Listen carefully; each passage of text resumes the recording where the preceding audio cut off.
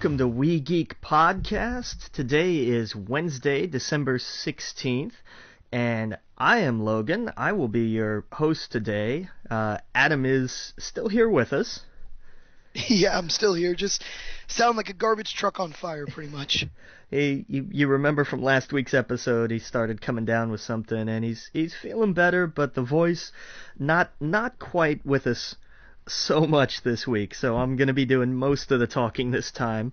Lucky you. So, so just real briefly, man, tell me how you've been doing this week. I know you've been kind of laid up a little, been watching a lot of movies, playing a lot of games. I have, actually. I've been playing a lot of Elder Scrolls Online for some reason. My buddy got it, so we've been diving deep into it and figuring out what character we want to play, what class we want to play. And it's that whole MMO mentality, you know? Yeah. And so I've just been diving into that and playing the heck out of that.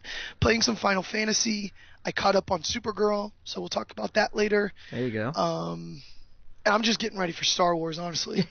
I am full on Star Wars mode right now. There you go. Now you're talking. Oh yeah. I got a barbecue this weekend too, so I'm kind of preparing for that. Nice. Yep. Nice.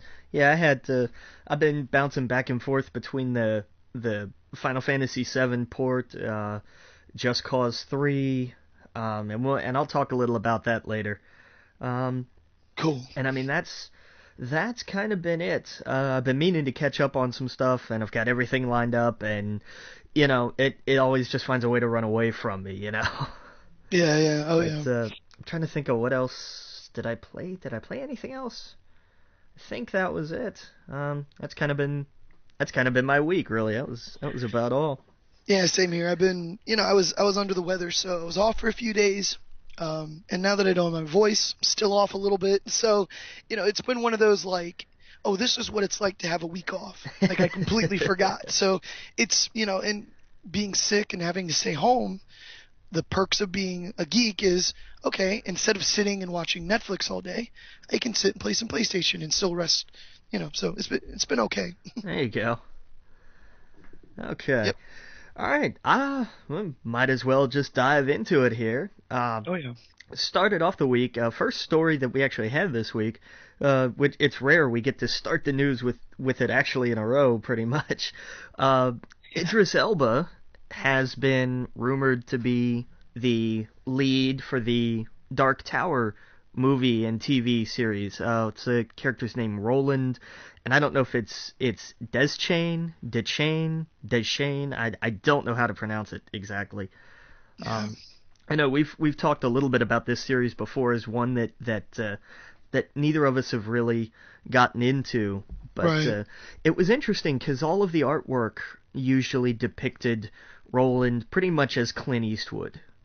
That was always kind of the vibe that it seemed like they were going for. So Right.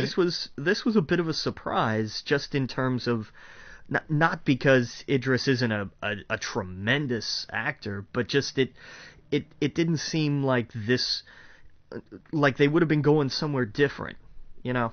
Right, yeah. But we, like you said, we both have not read the series. We both have seen the artwork, and like you said, all Clint Eastwood. Yeah. I think this is a pleasant surprise. I absolutely adore him. Oh, here. So, I can't wait for this. And maybe it's because I've never read the series, so I don't have that connection to the character.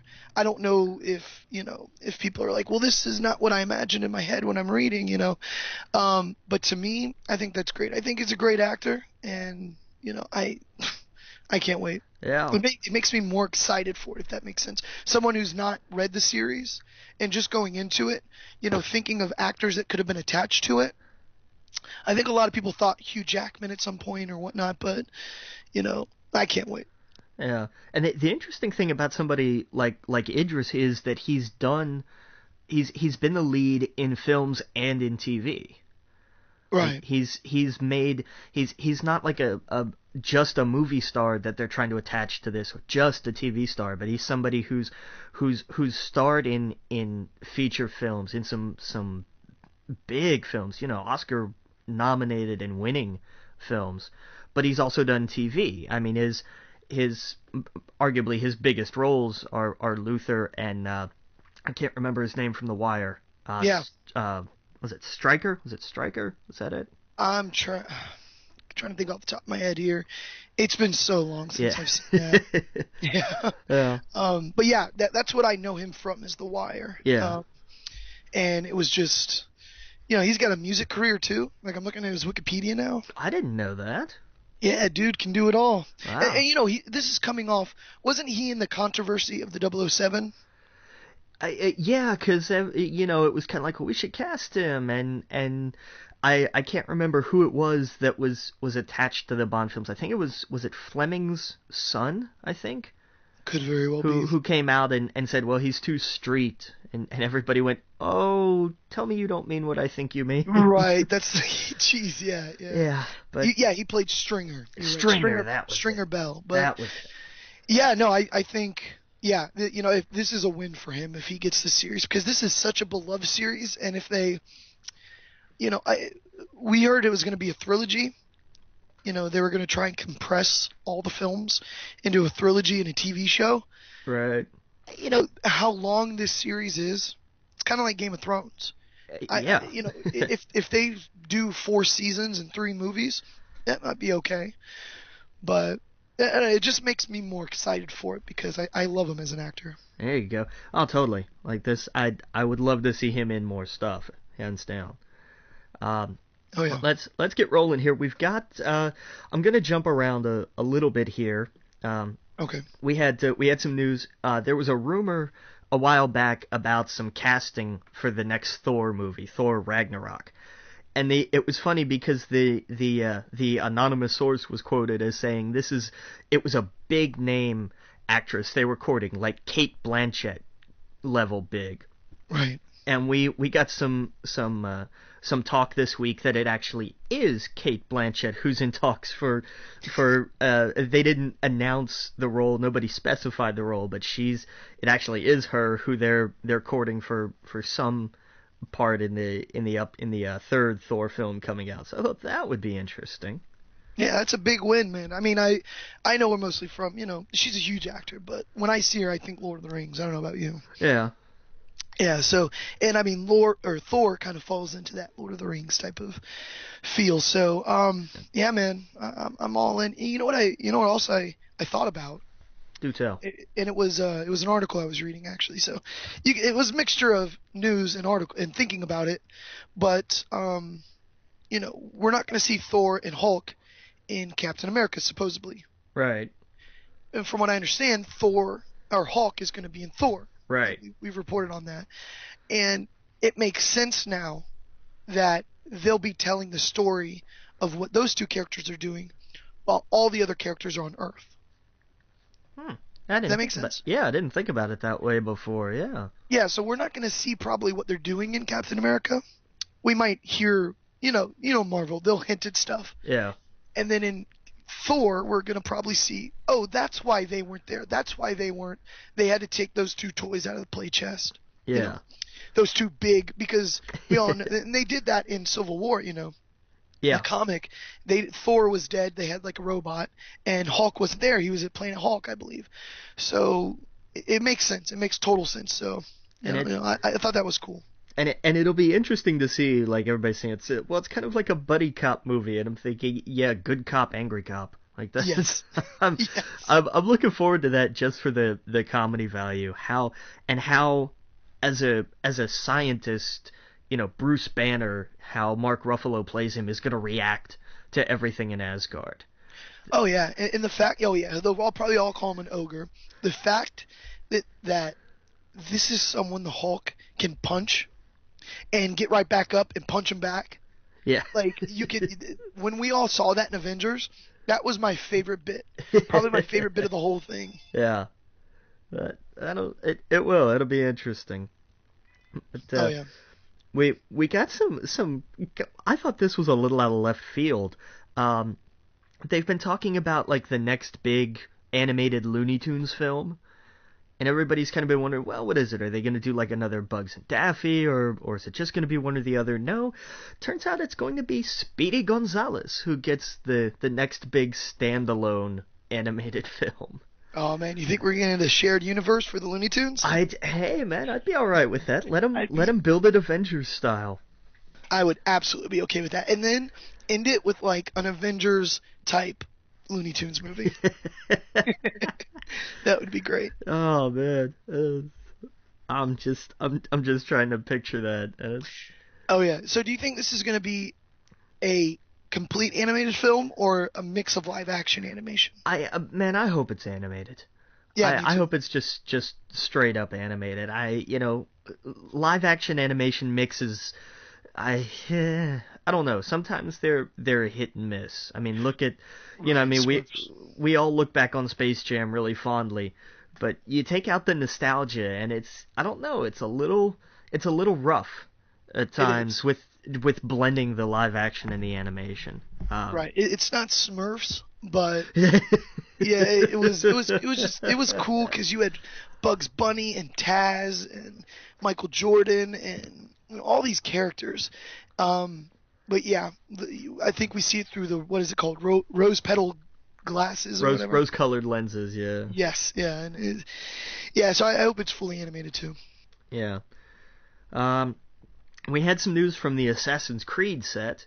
We had, I think last week or the week before, we had a couple leaked photos just of Fassbender on location, but now we've actually seen him in the getup, in the whole, Right. and it's very, it's the darker one. It's like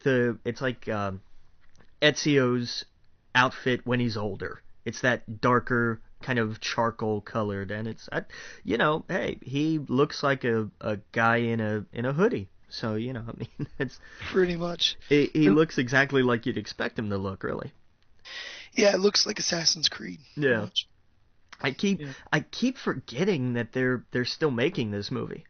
Right. Yeah. I, Me too. I, Anytime I see the news, I'm like, oh, that's right. That's probably not a good thing since yeah, we're probably the audience they want to go see it. exactly. Well, Yeah. there'll be when once they get a trailer out and everything, then we'll see just But exactly what kind of audience is going to come out for that, like what size audience. that's very true. That's very true. Because I mean, that's one that could be interesting. They could almost dress it up like a I can't think of the word I'm looking for, like a period piece James Bond, in a sense. Yeah, pretty much. I mean, it's kind of perfect for film because you can, oh, we're going to ancient China this, picture. Oh, we're going to, London in the 1800s in this picture, or I don't know, we're going to feudal Japan in this picture, or the Civil War, in America. It's ripe for film, I think. Totally.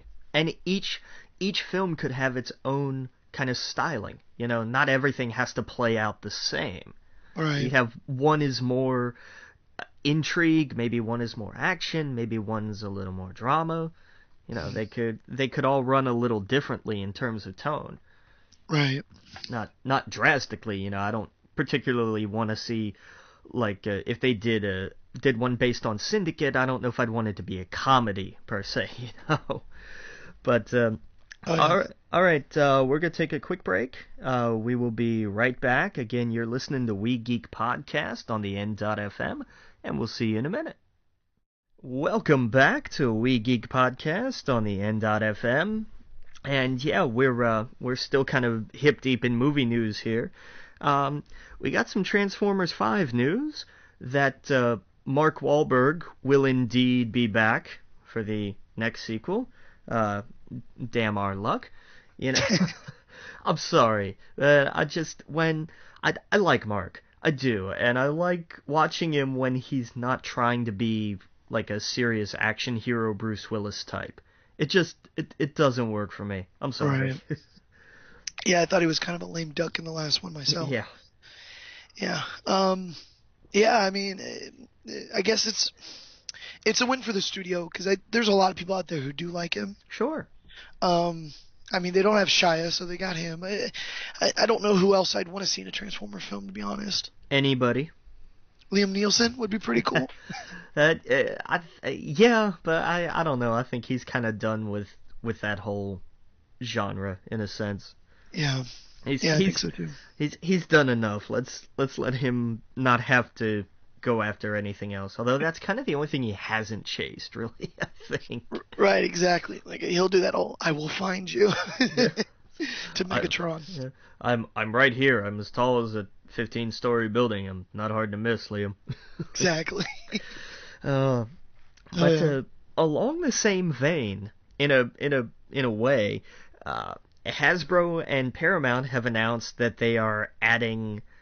They're going to be doing a crossover of sorts in not in the next GI Joe film, but I believe down the line they're bringing Mask, Micronauts, and Rom into the universe, but not Transformers.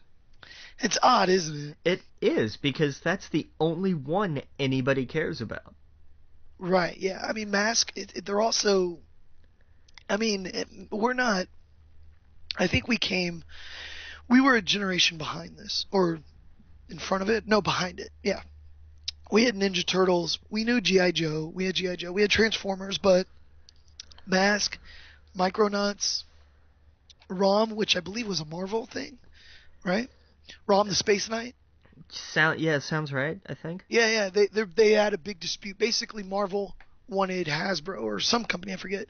I guess it had to been Hasbro to create a toy, and they'll do a toy comic, like basically it was a joint thing that they did together. Okay. And that's why, ROM has specifically been not in the Marvel Universe as of recently. We have the Space Knight, and I think there's actually a comic out right now called the Space Knight. Yeah, Venom. Yeah, Venom, yeah. So it's ROM is this robot. I don't know his whole story, but he's like a robot, and he was a part of the Space Knights or whatever.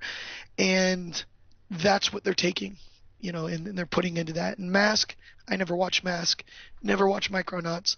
Isn't one of them like Transformers? Isn't Micronauts like Transformers? I think Micronauts is a similar concept, yeah. Right.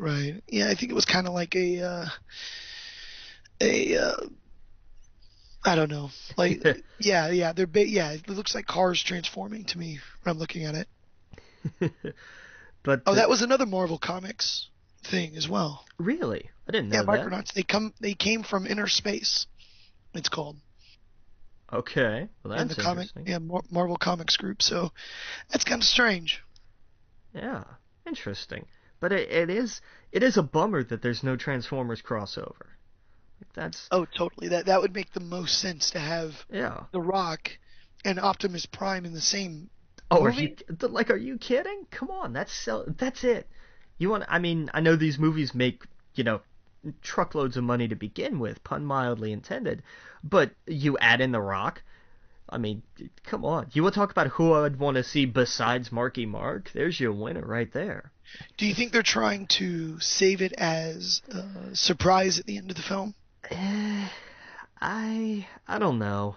I don't think it's in the works until they decide that Michael Bay is done. I think then they'll work on a crossover maybe. I mean, it's leaving too much money on the table. We say that so much, but both studios own, or the studio owns all of these franchises. Yeah. Why don't you mix them together? Why do you take one toy, the most popular toy, out of the toy chest and tell the kids they can't play with it? Yeah, exactly. It makes no sense. That's why I'm saying I'm hoping, maybe there's because that would be kind of the saving grace of this. If they're like, everyone sees Transformers. Every year it does better and better. But this would be a way for them to go, hey, we hear you.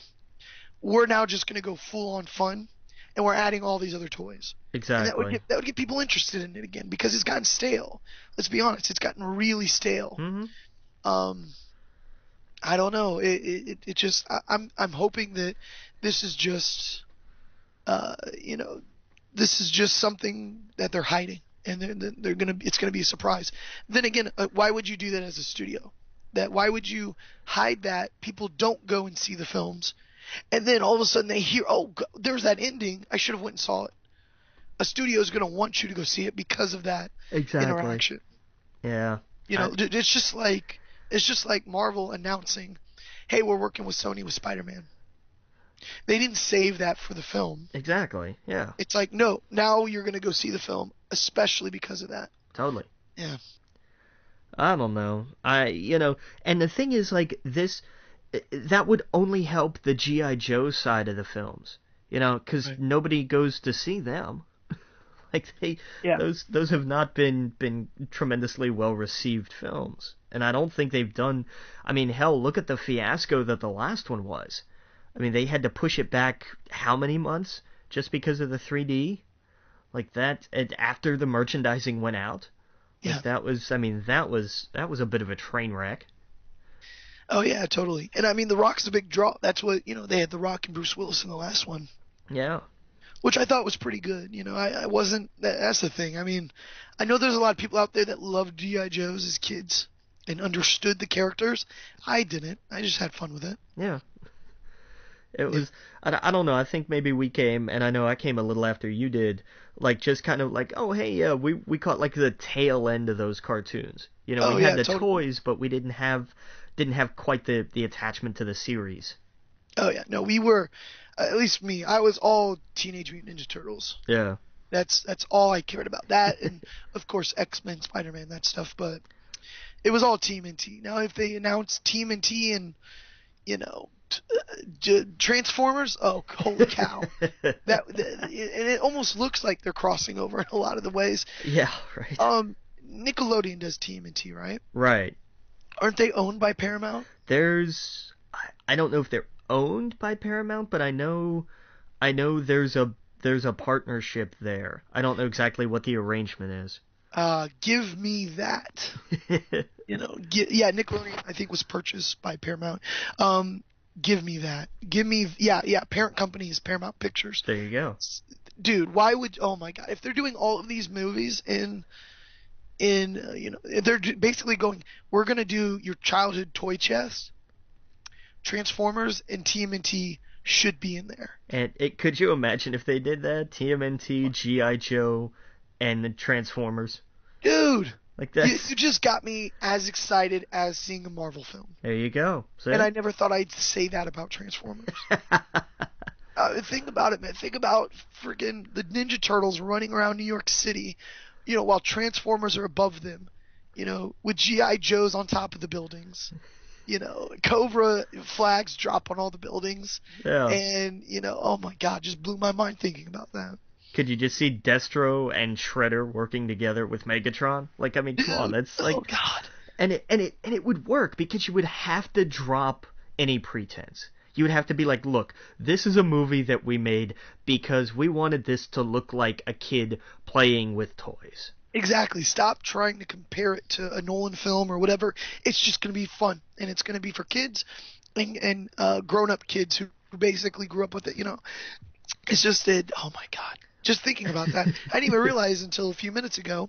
You are hearing it live on the podcast. My excitement thinking about TMNT and Transformers and all this together. Why would they not do that? Because they're thinking about how to stretch it out instead of make all this money at once. Yeah, man, man, if I was at Paramount, that's exactly what I would do. I'd say we have all these toys. They're all in the same studio. And that's Paramount going up against Disney and going up against Warner Brothers. Yeah. That's their ticket. That's their golden ticket. They have all of these toys. Why not play with them? Totally. I mean, it only makes sense. It would definitely make them compete for sure with Marvel DC. You could look at it and you would say, wait a minute, hold on, time out. They just built an entire extended universe in one film. Yeah. Like you could absolutely do it. And I don't care. That's the great thing about something like this, is because they're based on toys, you really don't have to give a lot of rationale. Like, how do they all exist in the same universe? Well, because they do. Like that, right. You really don't have to get into a lot of detail with it. And I mean, that's the thing. Like, I don't know much about Mask, about Micronauts, or about ROM, but if they can pull as many films as they did out of G.I. Joe's, Transformers, they could out of those series just as well. Sure. They'll figure something out. The interesting part will be to see if they decide to, now that we saw it, tank at Universal, if they'll throw Gem and the Holograms in the mix. Yeah, that's true. That was the bizarre crossover when you had Gem and the Holograms and G.I. Joe. Oh, I never saw that. Yeah. Oh, yeah. Well, because the thing with Gem, look, I talked a little about the movie. I don't know if it was last week or the week before, and it was fine for doing what it was. But the old cartoon was sci-fi at its core. Like the whole thing was a little more focused around the technology that they had, and so you got a little more space age with it, and it invited that kind of crossover. Right. So that was weird. Yeah, no, totally. It sounds weird. And the thing is, Universal has their own shared universe too now with the monsters. Yeah. So this is Paramount's chance. This is their chance to go, hey, all those other studios are doing it.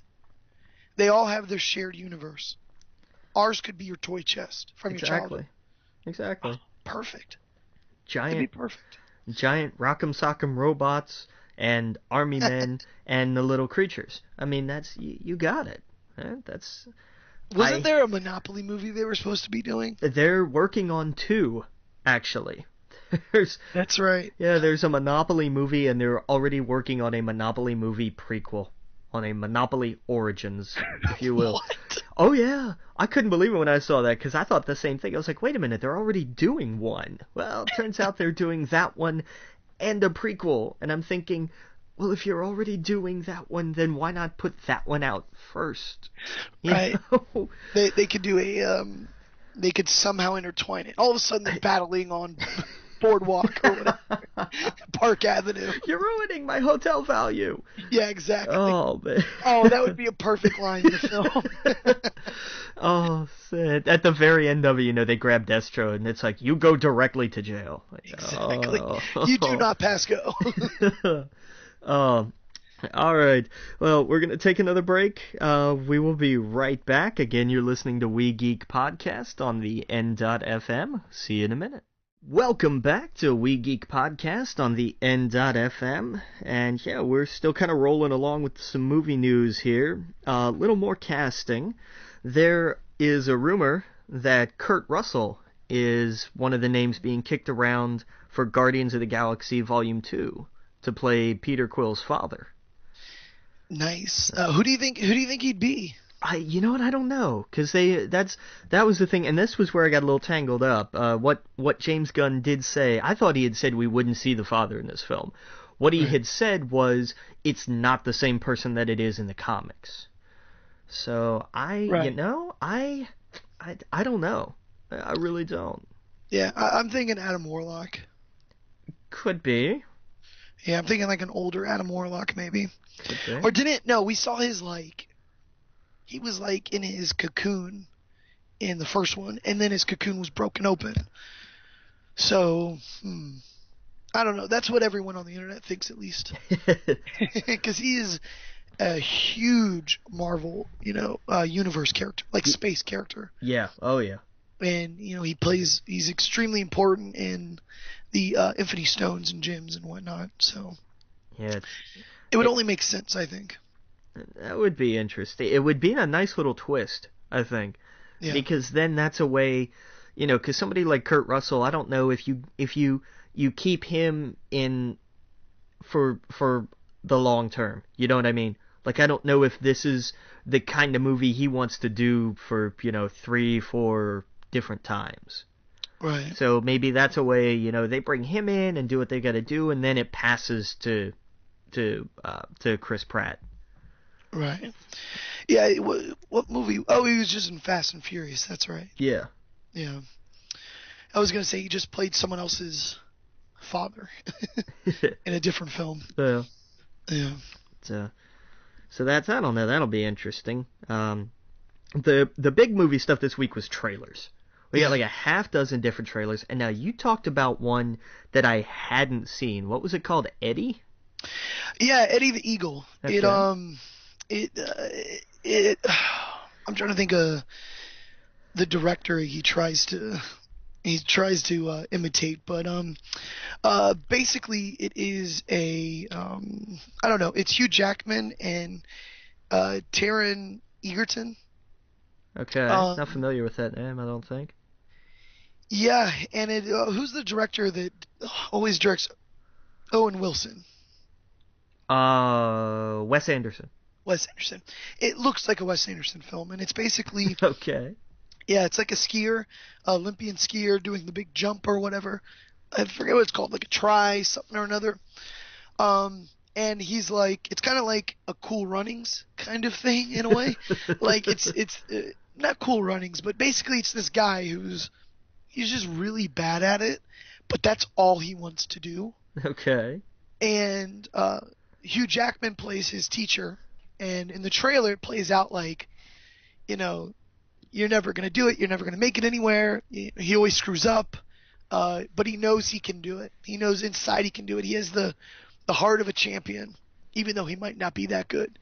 And and it's Hugh Jackman. In the trailer, you kind of see it play out that he's like, you're never gonna make it. And then all of a sudden he's like, you have more heart than anyone on that lift or whatever. And so I don't know. It looked cool. It looked interesting. It's totally different for Hugh Jackman. So Yeah. yeah, I thought it looked cool. But yeah, it's called Eddie the Eagle. I guess that's his nickname in the film. Interesting. Yeah. Okay. We talked a little bit about Turtles earlier. The teenage here's a title they've got to shorten. Teenage Mutant Ninja Turtles Out of the Shadows had its trailer drop this week. We got our first look at Casey Jones, Yes. which was cool. Oh yeah. And I love you can just see when Stephen Amell gets stuck to a project that he really has an attachment to. Yeah. Like you could tell he looked at this and he went, "Yes, I want this character. I get to be this character. I'm gonna act the hell out of this character." Oh yeah. Oh yeah. Oh yeah. Absolutely. It was a cool little moment. He was pretty much, he was Arrow in it. In a way, yeah. You can't help but think of that because that's what he's associated with now. Sure. Um, I thought it was great. I thought it was the right tone throughout the whole trailer. It set a tone of we're gonna have fun, and it was, hey, we heard you. You want your '90s TMNT, and we're gonna give it to you. Yeah. We're not gonna play around with, like they did in the second TMNT in the '90s, where they gave you like, what was it, a snapping turtle and a Yeah, Toka and box or something. yeah. God, I Rock can't Song. remember. Oh, I hated those two. But yeah, Yeah. they were clearly like we don't really want to do Bebop and Rocksteady because we think they're too ridiculous. So we're gonna do, whatever, like a snapping turtle and an ostrich or whatever the hell he was. Yeah, he was like a fox or something. I don't know, but it was like, no, we're gonna give you what you want, and guess what? We're gonna put them in the same exact outfits you remember them as. Yeah. We're gonna give them those glasses that look like the mutant glasses in Dark Knight. We're gonna give you the fighter pilot helmet on top of him. We're going all out. Yeah. And we're gonna give you, there's a tank that comes out of the ground, like that is, that is straight up TMNT. If what was the thing that drilled out of the ground all the time? It was like a drill. Yeah. Yeah, that's exactly what it reminded me of, and I'm like, holy crap! And and then he's on top of it. I'm just like, this is straight up a video game. Yeah. This is, and that's what I remember from TMNT, mostly a lot of video games and the cartoon show and whatnot. This was everything I wanted in a trailer for it. Yeah, I mean it looks like exactly what we wanted it to be. I mean the first one was fun, but there was still definitely that element of like we have to have some kind of drama to it.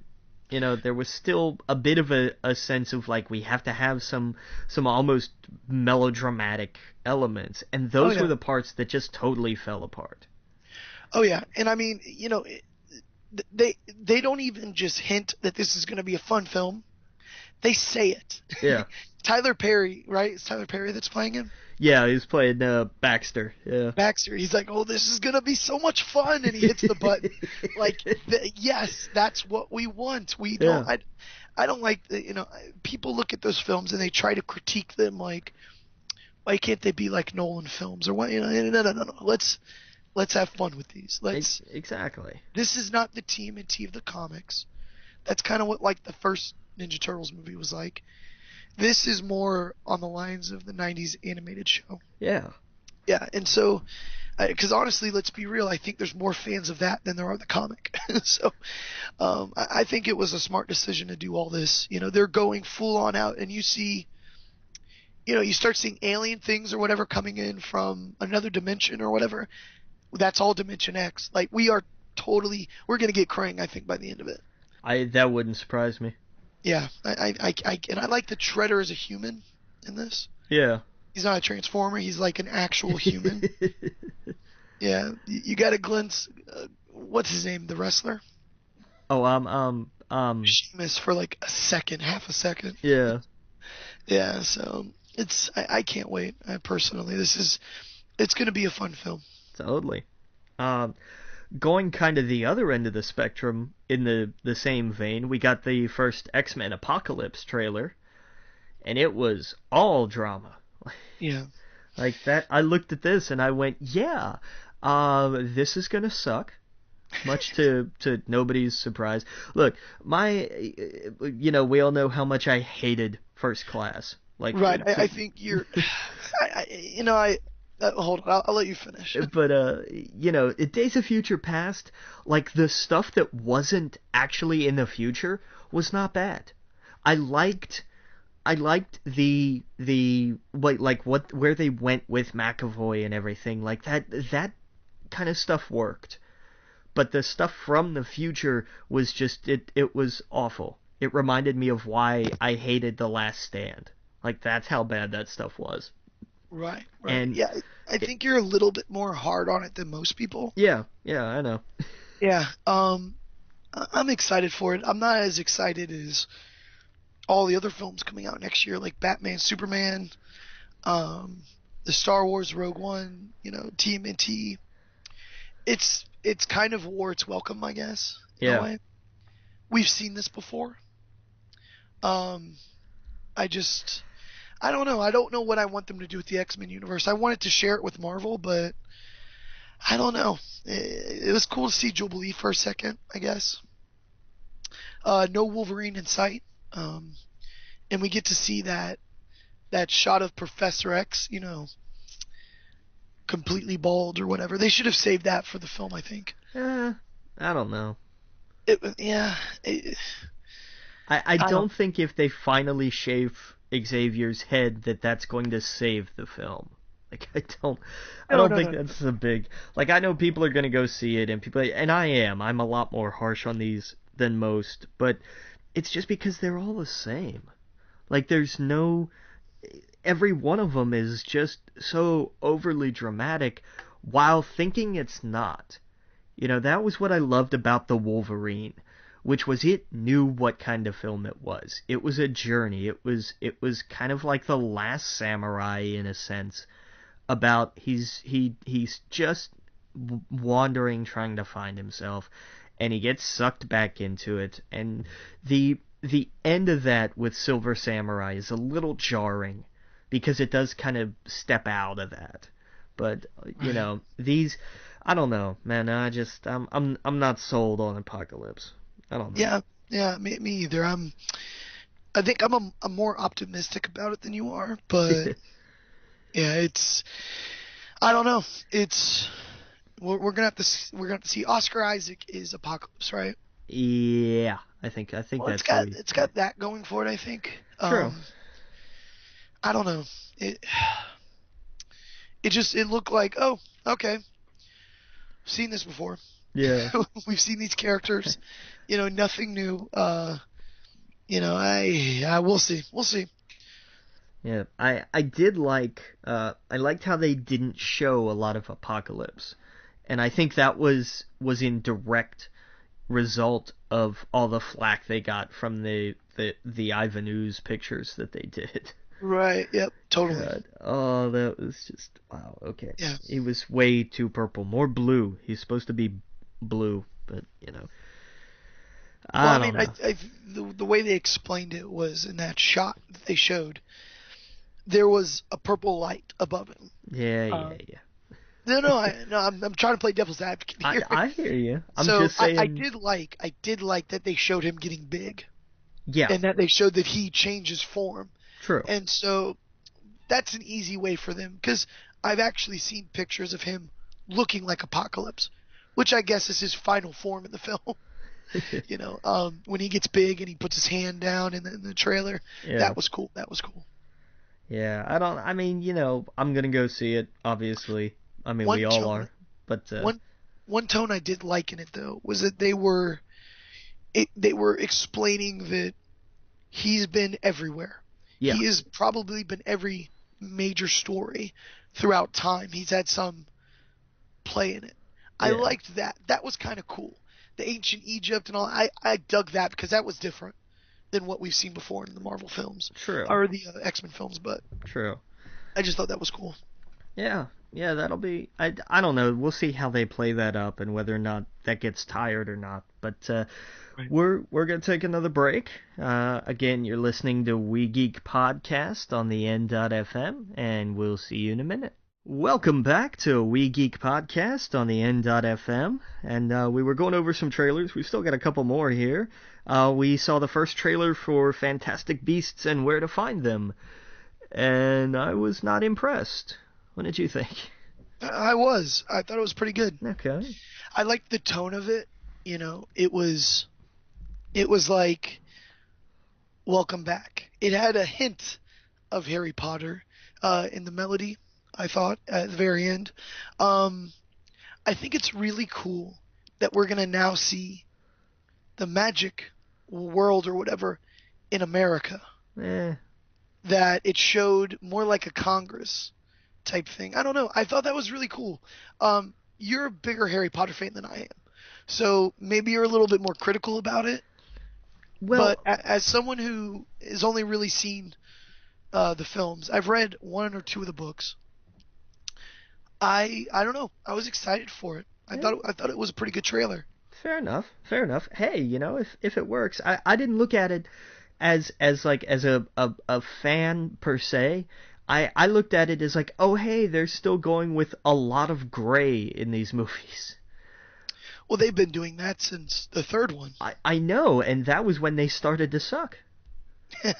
Like it's all been the same. Like we have to go darker, we have to be edgier, and like I understand. Like especially like the later movies, it was like, well, the whole thing like it gets more serious, while at the same time being less serious. But that's a different story. But Yeah. it was just the idea of like this is not that. This is where is it set? Like 70 years before all of that. Back when Right. magic was fun, let's have a little pop, a little color, and when they showed the logo, it really made me laugh. Once I got over, like, oh, it's still the same, like, steeled, metallic kind of iron-looking logo, and it really made me laugh because it threw up the big stylized, like, Fantastic Beasts, and then down in the corner, it's like, and where to find them. It was like, oh, they forgot there's a bunch of words to this title. Oh wow. Yeah. I thought that was. Yeah. I didn't. I noticed the metallic stuff, but the wordage, I didn't really think about that Yeah. much. I just, like I want this to be good. I want this to be fun and enjoyable. And Eddie Redmayne can do that. He can be kind of like a buoyant sort of, not happy-go-lucky, but you know what I mean, kind of character. Like to give it that little bit of pop and lift and to make it more lighthearted. And Right. that's more what I want out of this. I don't want some serious, like kind of, chase movie of sorts. Like I want something that's more fun. I want to get back to that part of it. Hmm. But I mean I don't know. We'll see. That trailer didn't really it didn't do anything to really excite me for it. Yeah. That was a bummer. I did like the Time Lord technology with the suitcase though. That was a nice touch. Yeah, that was pretty cool. But Yeah. what else did we have? Well, it was interesting to see the leak of the Star Trek Beyond trailer. And so then they said, you know what, screw it, just put the thing out there. Right. Well, that's what happened with TMNT. Yeah. Someone leaked it the day before. We got a tease of it. Yeah. And then someone leaked it, and they were like, you know what? Let's just put it up. Yeah. But we did get to see that, and I don't know about this one. Like, not in a good or bad way, just like I like that they, we still have some of the humorous elements. This kind of did the opposite of what Fantastic Beasts did, where it framed, here's the drama and the ship has crashed and, apparently whatever this planet is, I'm sure there are Trekkies, screaming from my head because I don't know exactly where they are or what the species was they saw. And that's fine, be passionate about your thing, that's why we're here. But I don't know. But we got to see, they've rounded up what looks like most of Starfleet, and I was like, well, that's interesting. That's a little different. But and then, we still had that great little moment, well, at least I'm not going to die alone. And typical. It was a nice way to show, there's still some lightness to this. There's still a little fun to be had in this. So that's, I don't know. I'll see it. I was never excited for it. I was never dreading it. I was pretty much completely neutral on this. And now, maybe a little more excited. I've never been a big Trek fan. It was never my star. I was always a Wars guy, but I was never anti Star Trek. It just never really did a lot for me, I guess.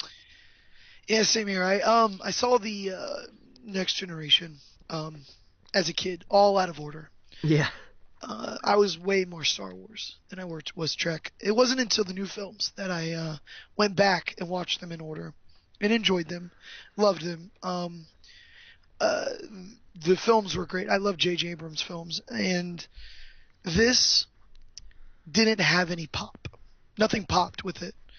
There was nothing that got me excited, but, I guess to play devil advocate here, it didn't tell me too much about the film. True. I don't know the plot. I don't know what they're doing. I don't know who these aliens are, and that's good, I guess. It did the opposite of the Batman Superman trailer to me. Yeah. Where Batman Superman was the whole film. You could close your eyes and guess how that film, beginning, middle, and end. Yeah. This, I have no idea. And that's good, I think. I think it kind of set the tone of the film. It's this one, to me, is going to be a little bit more fun. They're going to be separated. It looks like they're pairing people up that are weird together. And I think that's cool. The only thing it lacked was pop. Yeah. The first two Star Trek trailers, for the first one and the second one, huge. This one, it felt like Galaxy Quest. That makes sense? Yeah, it felt like it was goofy. Yeah, it was all jokes, and it was hey, another oh, my mind just went blank here. It just felt like, I don't know. I don't know what I was trying to say. It just didn't have that pop. Yeah. It was just goofy. The whole trailer was goofy. They catch each other and teleport in. I can't tell you what else happens. Yes. And that's, again, we go back to JJ and the mystery box. And again, sometimes that's good, sometimes that's bad. But you can underdo it as much as you can overdo it. Yeah, I don't think did we actually talk about the Batman Superman trailer last time? I know we wanted to, but I don't know if we ever actually got around to it. I don't think we did. Let's talk about it now. Now, let's be careful, because let's save that for actually the end. Okay. Let's save that for reviews, because I know some people don't want that spoiled. So let's hold off to the end for reviews for that one, because that is too spoilery. It tells the whole damn thing. Yeah, this is why I'm not really excited about DC's film universe, because this is the crap they do. And then they try to cover it up afterwards. Like you saw, they came out after that and they were like, well, it's not exactly everything that you think, and we're actually doing villains in a bit of a different way and so on. And I'm thinking, quit trying to cover your ass. Quit trying this lame nonsense excuse. You blew it. And you didn't realize you blew it until I don't know when. But that's a massive communication breakdown, and I don't know, man. That's I'm just not real crazy about their film universe. I mean, we'll all go see it because it's Batman and Superman and Wonder Woman, Right. and Aquaman and The Flash and Cyborg at some point, all in the film. Right. But, you're starting to get into Spider-Man 3 territory. Yeah, a little bit. Yeah. A little bit. And that's the thing. Marvel had 6 films, I think. No, how many before Avengers? I think 6. Well, they had 1 Cap, 2 Iron Man, Incredible Hulk, and Thor. They had 5. 5 before you threw them all together. Yeah. Spider-Man had 2 pictures before you threw them all together, and it was. Yeah. I don't know. We'll see. But I don't know. Star Trek. It's it's Beastie Boys again. It's just. I don't know. We'll see.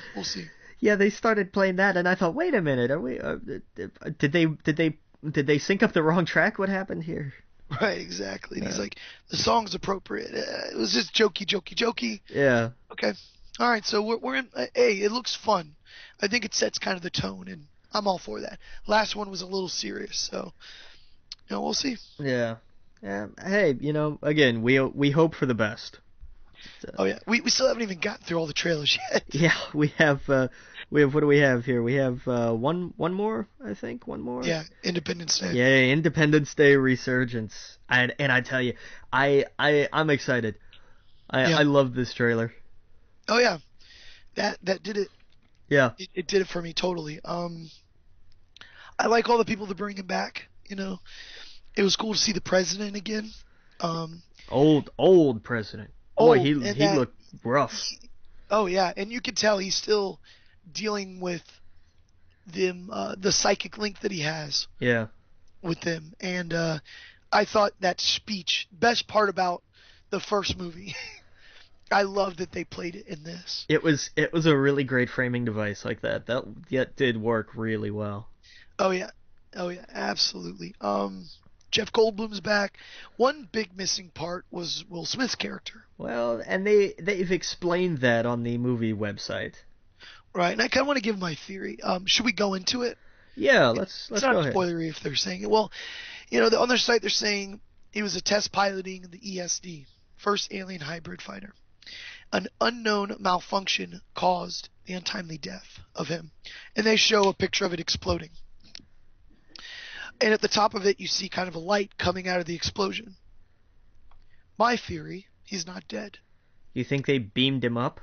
I think that he will show up probably towards the end of the film as a big surprise. Maybe his son will run into him, and that will get a big pop. Just a theory, of course. I have no idea. There's nothing out there that suggests that except for the wording. An unknown malfunction. Well, they're dealing with alien technology. And that opens the door. Yeah.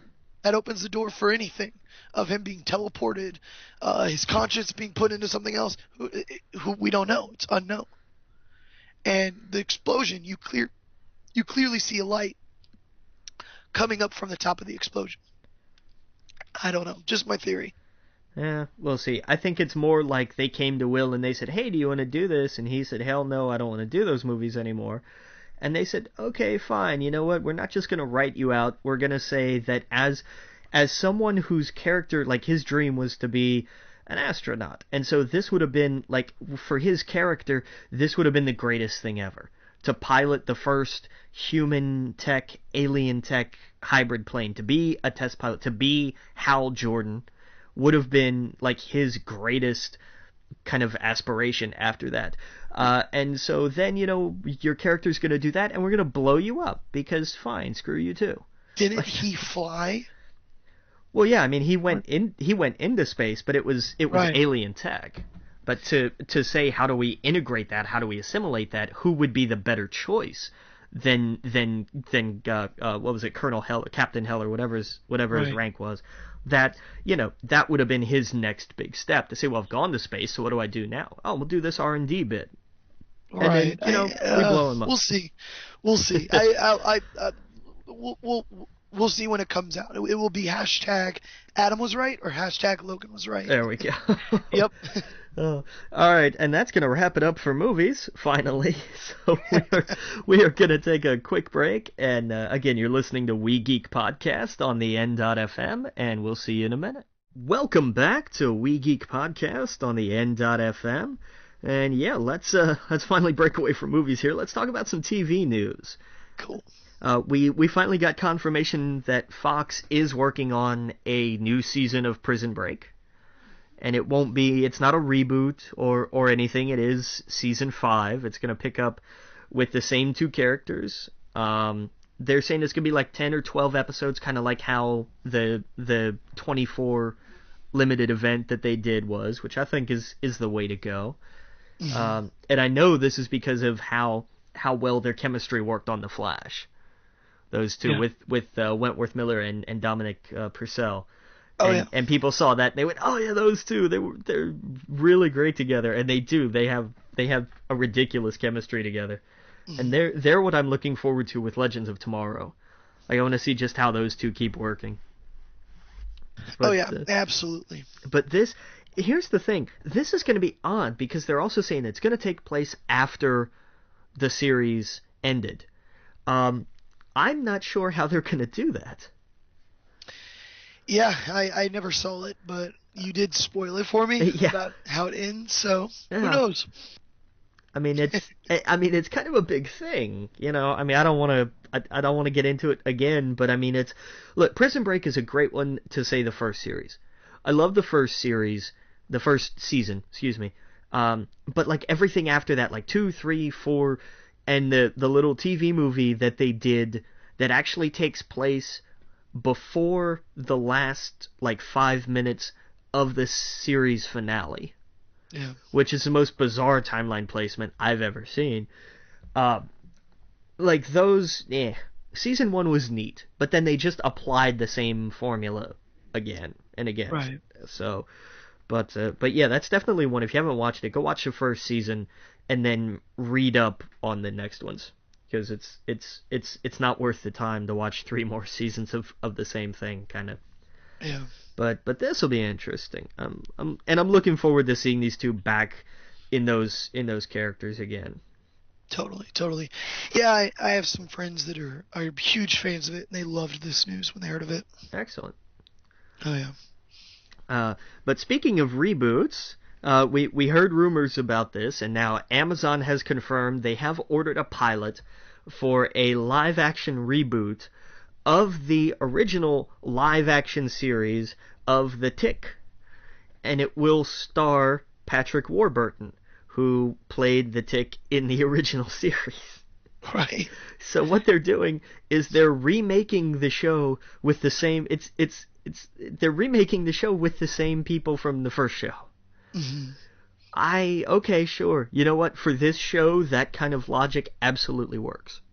Oh yeah. It absolutely works. Yeah, I remember seeing this as a kid. I was never a Tick fan. Yeah. I didn't get it, but maybe I was too young to get it, I think. Yeah, because I was a little bit younger, and I was like, I don't understand. Like, I don't Right, like I right. just didn't get it, and now I look back on it and I think, oh, that's why. That's what they were going for, yeah. Yeah, exactly. Oh yeah. But so that'll be interesting. Spoon. Yeah. But so we're gonna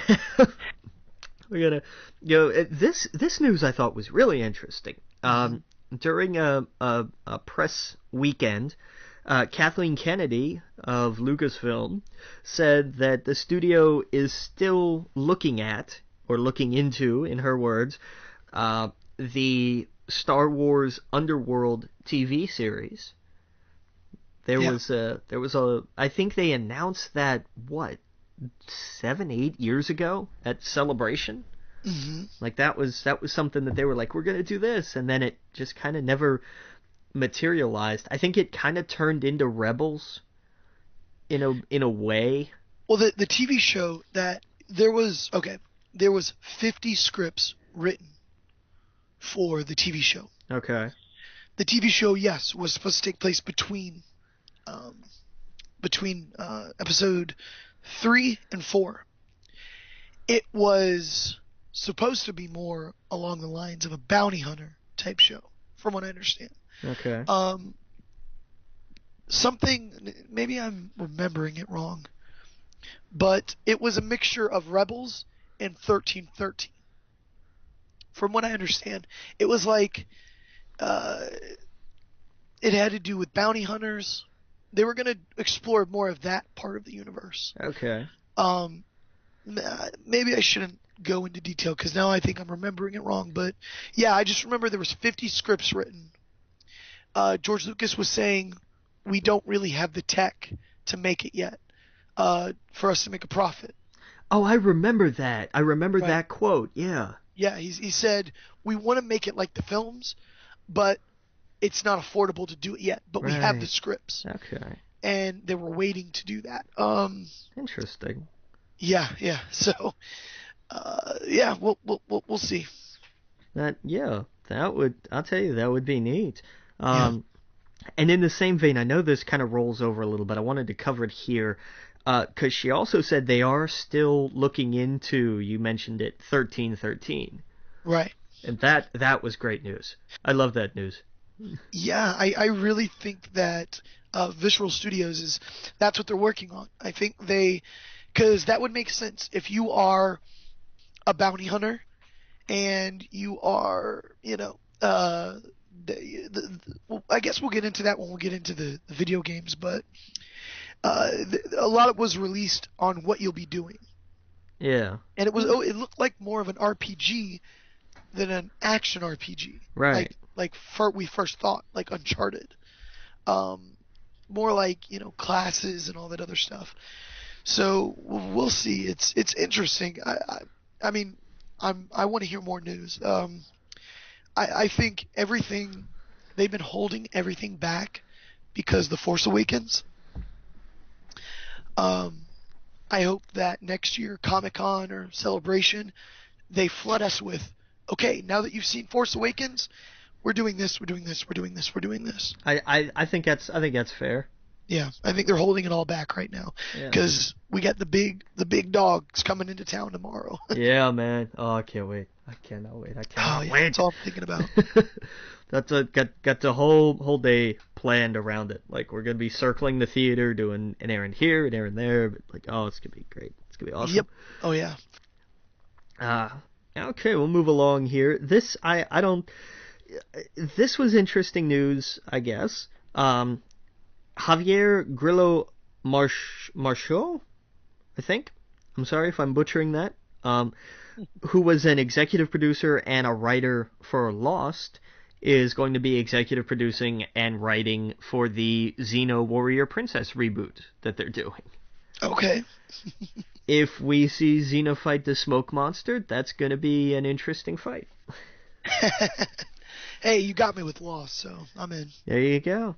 Yep. But I don't know. It adds an interesting dimension of just they're not afraid to go out there. Nope. And I kind of love the history of the original show because it was a spin-off that completely eclipsed Hercules: The Legendary Journey. Right. Like most people don't even remember that Xena was a spin-off. Yep. Totally. But I always thought that was fun. So yeah, they're bringing that back, and I don't think they're bringing Hercules back, and I know some people about that are going to be disappointed. But Hey, you might make an appearance and get a spinoff. Oh, I'm anything. sure he'd make an appearance if they do it. I guess. Anything to give Kevin Sorbo work, I suppose. But Yeah. oh boy, but this was great news. I love this news. I was so happy about this news. As you know, we've been following the Mystery Science Theater 3000 Kickstarter for the last month, and they were trying to hit 5.5 million, so they could do a full 12 episode run. They were going to be the first crowd-funded series, like full season of a series from Kickstarter. We know Veronica Mars did their movie. Reading Rainbow did ridiculous numbers for everything they were doing. What wound up happening is they did an add-on site. Like, you could go and buy some of the merch they were giving away to backers. Like, if you wanted to do this, but you also wanted the hoodie, but you didn't want to give up to that level or whatever, you could go to this website and just buy the hoodie separate. When you added that in with everything they raised on Kickstarter, they didn't so much make their 5.5 million as they made 6.3 million. Nice. So they're gonna do 13 episodes plus an extra, like, holiday themed kind of Christmas episode. So we're gonna get 14 brand new Mystery Science Theater episodes. And what I loved were the announcements. We had some guests to make appearances that were announced. People like Jack Black, Joel McHale, Bill Hader, which I thought was an inspired choice. Yeah. I can just see him fitting in there so perfectly. Yeah. Jerry Seinfeld, who was kind of the opposite, I thought. Like, I didn't exactly see that one coming. And Neil Patrick Harris, who I thought would make an interesting addition. But what got me were some of the guest writers that they announced. And I know we talked a little bit about this, I think last week or the week before, because we saw Dan Harmon and Justin Roiland from Community and Rick and Morty, Ernie Klein from Ready Player One. I had missed that. I don't know how I missed that. Hey, I'll give this one. I don't know why. I don't mean to interrupt you for just a moment, but okay. I've put off watching this for so long, and it sounds like something I would totally fall in love with because they know their audience. Yeah. What you're listing off right now, and I'll let you continue, they know their audience. Like, all of these people, all these names, I adore. I absolutely adore. So, God, you know what? I have some time off. I'm sick. I'm doing this today. At the end of the show, you've sent me a list before of the episodes. Yeah. I'm gonna watch some and we'll review it next week. But go for it. this is just getting me excited. Yeah, they've got a handful up on Netflix still, I think, and then Shout Factory's YouTube channel has a bunch of full episodes up. And the thing that's neat about those is they explain some of the references, like they're annotated. Because some of them, like, this was a very local reference-heavy show. Like, they would do jokes about the local used car salesman on TV and stuff like that. Right. Because they just had a ton of fun with that. But and again, some of those references were just are kind of still over my head because I'm like, who was this? What? But it's great. And they had who else did they announce? Dana Gould from The Simpsons to come in and write, and then as far as I'm concerned, the cherry on top of the cake, Patrick Rothfuss. Yeah, that's come cool. on. Oh yeah. How? What? Like. Yep. I'm in. I'm so in. I went and upped my pledge when I saw that.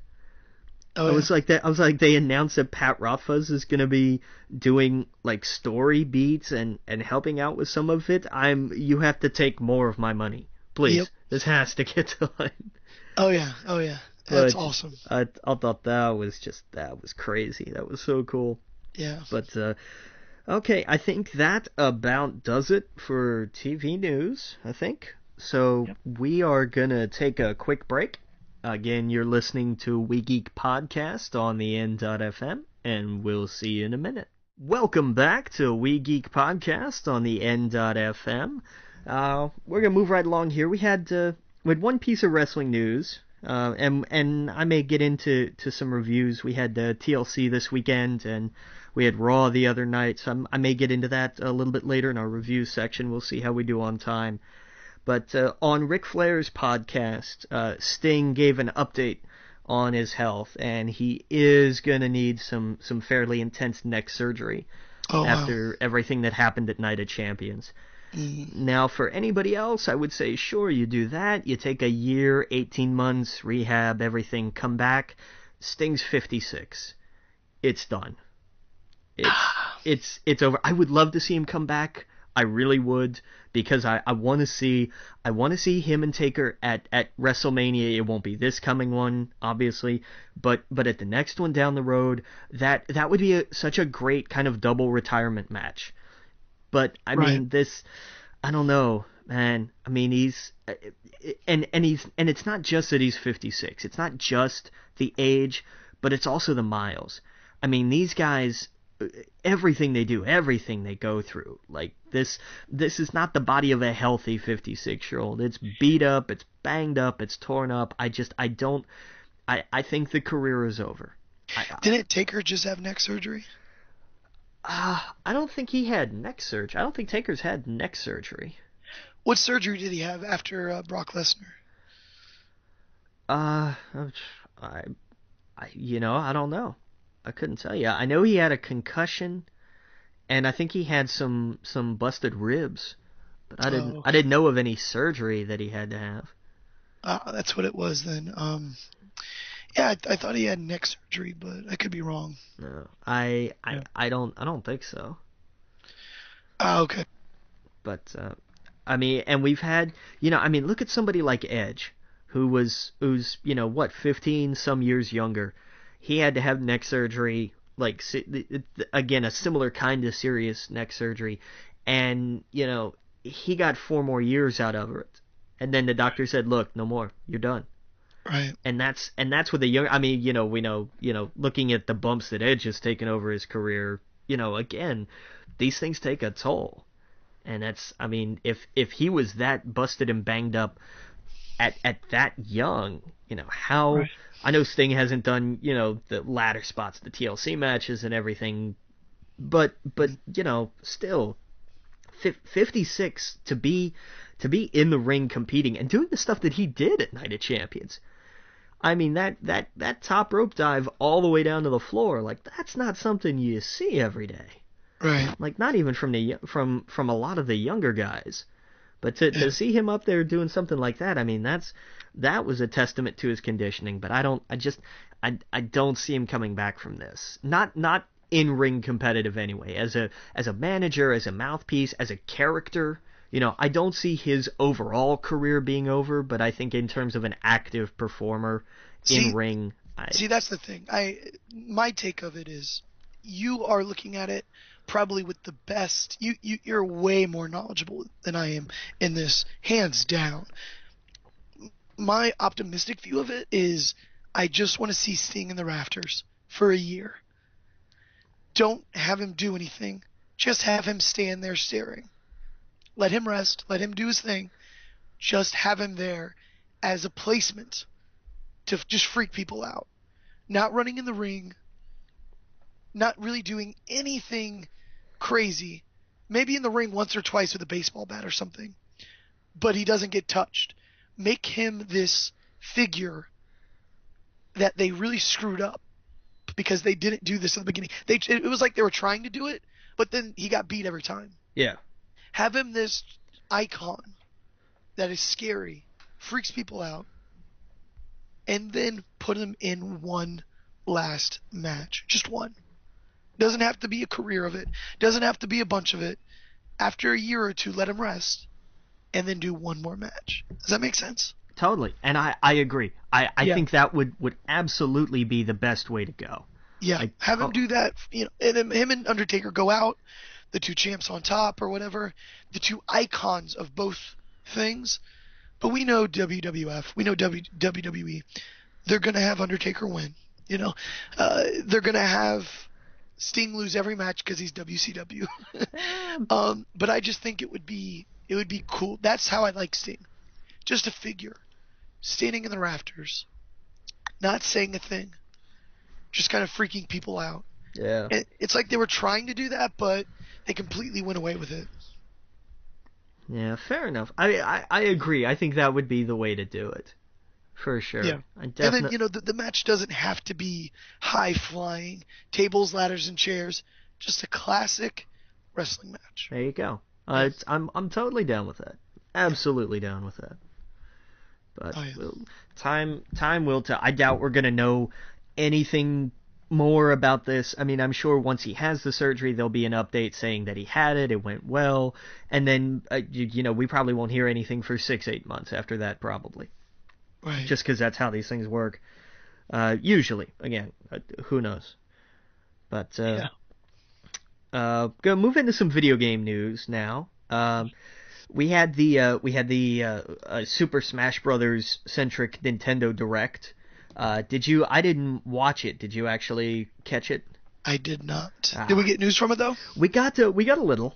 I'm just gonna pull out some of the highlights here. They've moved forward that everybody in Smash is still going to be getting their own amiibo. They are moving forward with that plan. They also announced who did they announce here? They announced one for Rob, one for Roy, and one for Ryu, which I thought was interesting, but okay. All right. They announced Corrin from Fire Emblem is They one don't of have enough of those. yeah, right. Jeez. Is one of the next DLC for Smash Brothers. They showed some gameplay of Cloud, and that looks pretty neat. And they also announced one more DLC fighter, Bayonetta, is coming to Super Smash Brothers. Nice. That's gonna be interesting. Yeah. Because this is supposed to be like a family game. Right. But I thought, okay, cool. That makes that makes sense. I can see that. I can get behind that. Yeah. But they also did. I don't have his name in front of me. The one of the lead designers, developers, programmers for Smash did say that we're coming to the end of the DLC. If for no other reason than he wants to work on other games. Right. Which, I completely understand. Totally makes sense to me.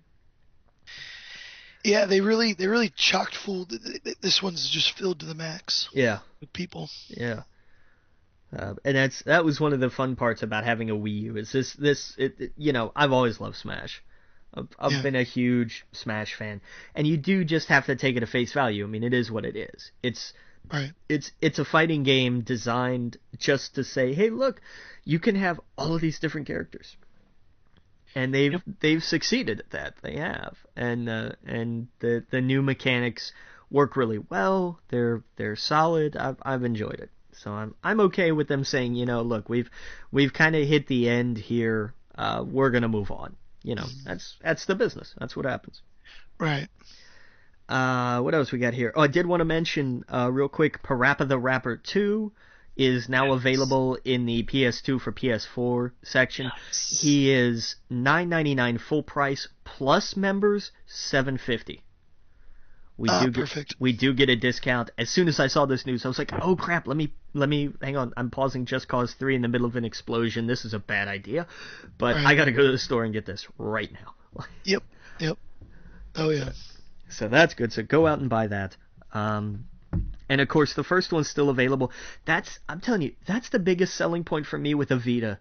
Like, the only reason that I might consider going out and picking up a used one is because that has all the PS1 titles.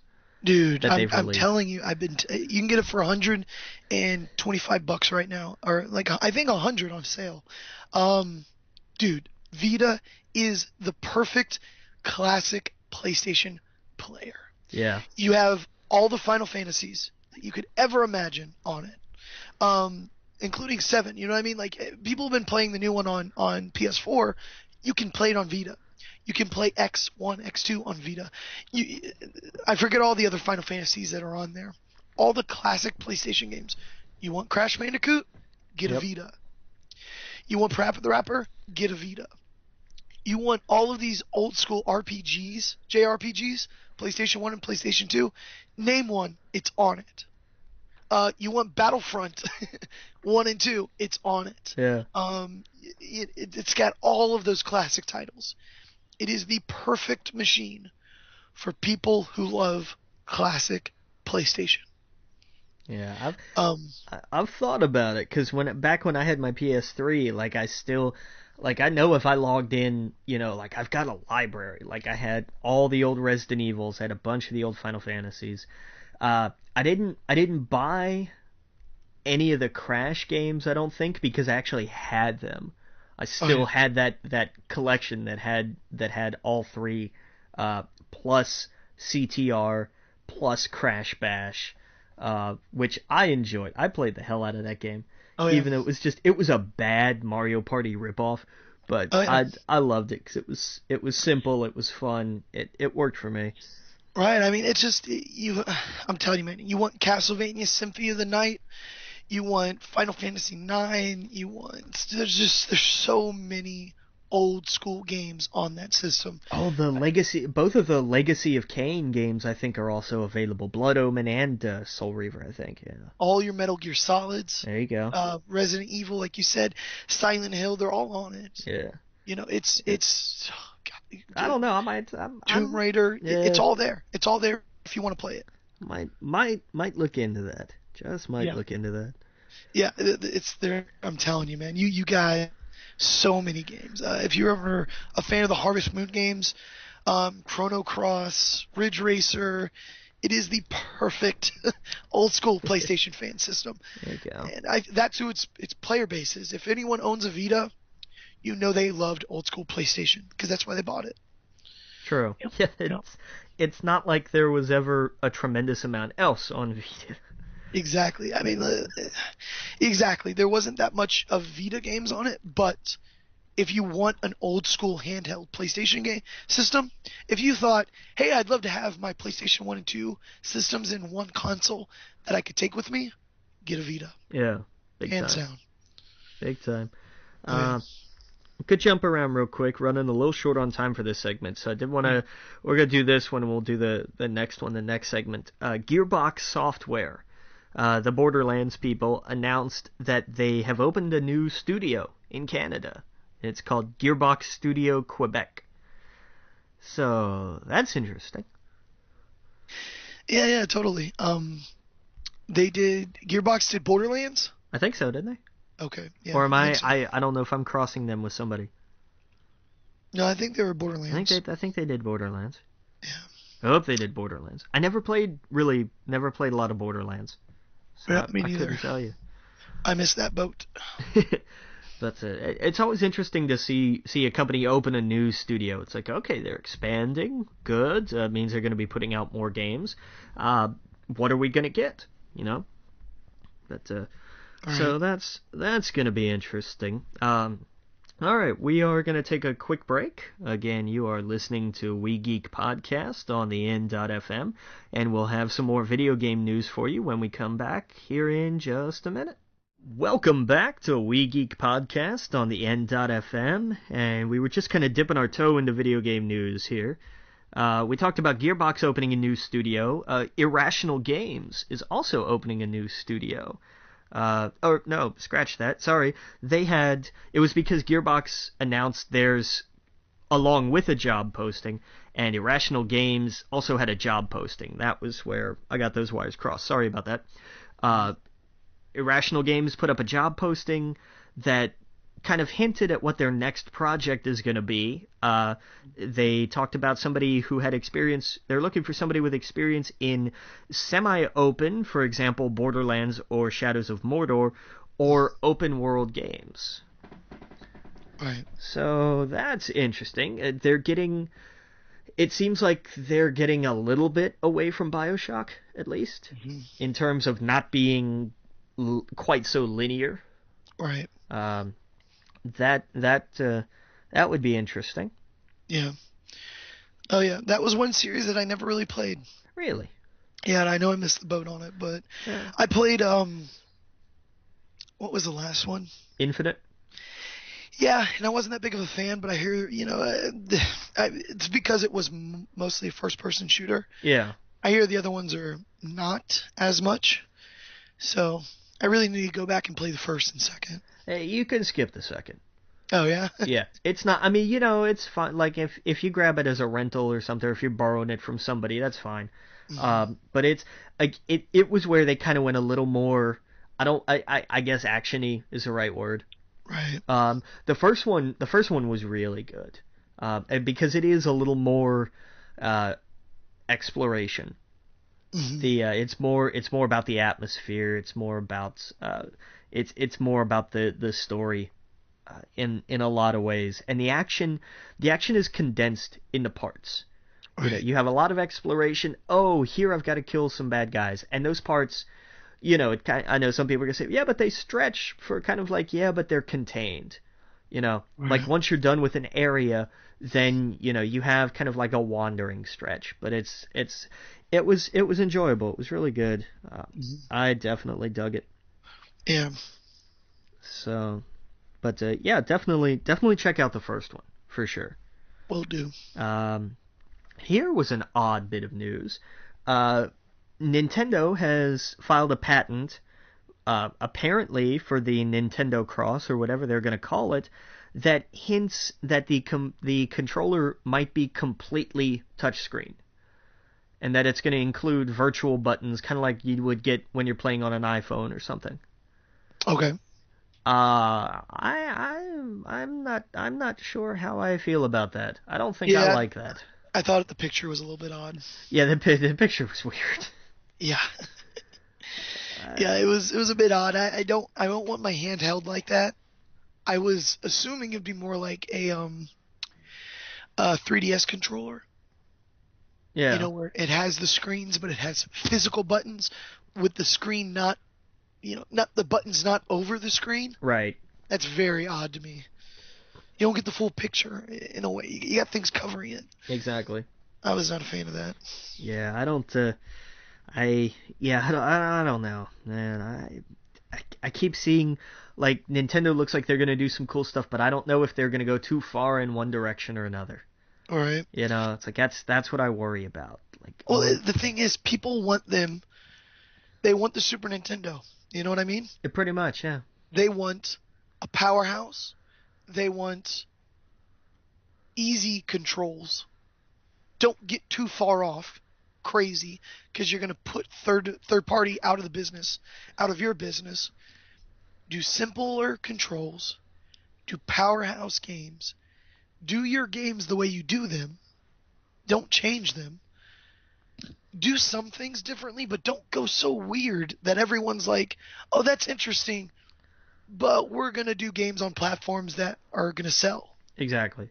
And and that's the thing. Nintendo always does, and they try to change the way gaming is, but it's like sometimes it's like don't break something that doesn't need to be fixed. Exactly. It ain't broke, don't fix it. Right. But that's all I'll say about that. No, totally. I definitely understand. Like you can tweak and you can change, but you can't, and you can revolutionize, but you have to do it in a way that doesn't completely isolate you from third party. You can't survive like that. But, so that I don't know. We'll see. Yeah. I hope that's just like like, hey, here was an idea we had. Like I'd be okay with that. But I don't know. I thought this was interesting. An arcade update for the Tekken 7 cabinets is introducing Akuma. I thought that was interesting because we got Street Fighter Cross Tekken. I don't know how many years ago was that? 4 years ago now. Right. Yeah. And they were saying, oh yeah, and we're also and then we're gonna do it the other way around, where instead of like a Street Fighter game that also has Tekken characters, we're gonna have a Tekken game that has Street Fighter characters, and that has never materialized. Right. So I don't know. This looks like about as close as we're gonna get to that. That's cool. Unless, of course, they decide that they add some Street Fighter characters to the next Tekken console game. Right. I guess they could do that. Yeah, I mean that's interesting. I don't have much to say about it because I'm not a fan of either. But yeah. Yeah, Tekken is very dial-a-combo. Like it is exactly like every, there's not room for improv. Like, it's very Right. much, this attack has to follow this attack, has to follow this attack. Like, it's... Right. Like, that's the part of Evo I turn off. I can't... Right. I'm not interested. They were fun when I was little, but, like, I kind of hate to say it that way because it sounds disparaging, but that's a little bit the point. Right. Like, I don't know. I like my fighting games to have more fluidity. Even though I suck at all of them, I like the ones where I can feel like I'm having fun. Right.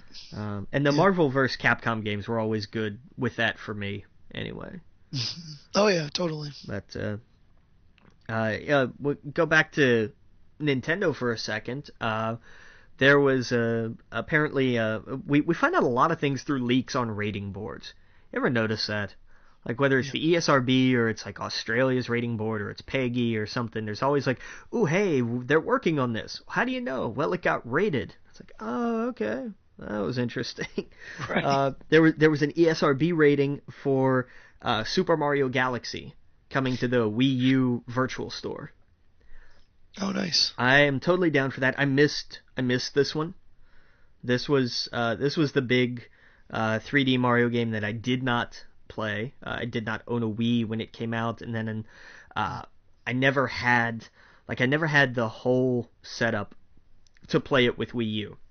I didn't have a classic controller. I didn't have the nunchuck Wiimote combo. Right. So I always kind of gave this one a pass. But if it comes to the virtual shop and I don't need anything else for it, then I'll definitely give this a spin because I've heard it was as good as you would expect it to be. Right. Yeah, no, it was great. I played it when it came out. It's one of my favorite Super Mario games. And yeah, if you've never played it, get it on the Wii U when it comes out for sure. It's a must. I didn't know you had a Wii. Thought you didn't get a Wii. Oh yeah, I got a Wii, just not a Wii U. Oh, okay. I've had two Wiis, I think. I bought one, played a little bit of it, sold it, and then after a year or two, I bought another one, played a little bit of it, and sold it again. Oh. Yep. Oh yeah, I was there at launch day when it came out.